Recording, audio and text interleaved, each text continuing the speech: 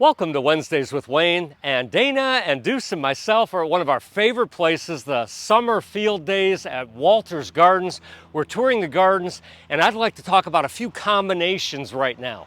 We came upon this shade combination that I think is absolutely colorful. It has texture, it's got different foliage types, and a lot of different color depending on the time of year. Very seasonal. Let's start way back here, starting with the hellebores, which are going to start extremely early and also have this evergreen foliage. We've got some interesting foliage for the entire summertime with some yellow coral bells. This could also be in purple in this combination. Autumn Frost is one of the shorter, fantastically variegated hostas. This anemone in the background, again, a little bolder texture. And this is going to flower late summer or early fall. This is the Sweetleaf series, the Fall in Love Sweetleaf series. And then we've got in the foreground here, the great Haconocloa, all gold with that interesting texture and that bright chartreuse foliage. I'm loving this combination for shade. We get some flowers, some texture, and of course, great foliage color. We came upon this nice little two-plant combination. Spila, again, a very underused but native plant, can grow in sun or shade, but it does need good drainage. Loving little redhead against this dark coarse foliage of some of the newer purple leaf hibiscus. Both Dana and I have two of our favorites. One of those is Edge of Night. The other of those is Evening Rose. So I would imagine the Spila going to be blooming for a good 6 to 8 weeks, followed up by these great spectacular flowers from the dark foliage hibiscus. We came upon a very clean combination here. I'm loving the Veronica Wizard of Oz, which again, these blue flowers are going to go on most of the summer.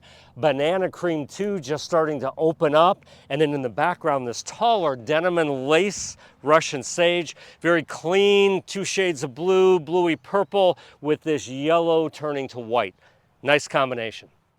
Another great combination that I came upon here with some hostas, hellebores. Let's start with the Lenten rose again.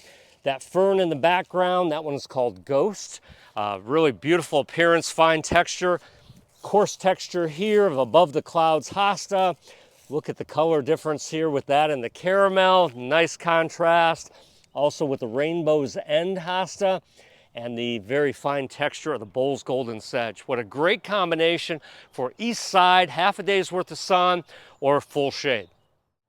Another combination for full sun that we came upon, look at this taller allium. This one's called Bubble Bath, much taller than Millennium.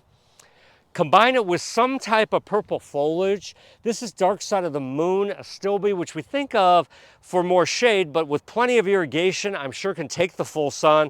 You could combine it with also a dark foliage coral bell that can take full sun, or even one of the large hibiscus that we showed you earlier with the purple leaves, and then combine that with the Niagara Falls panicum.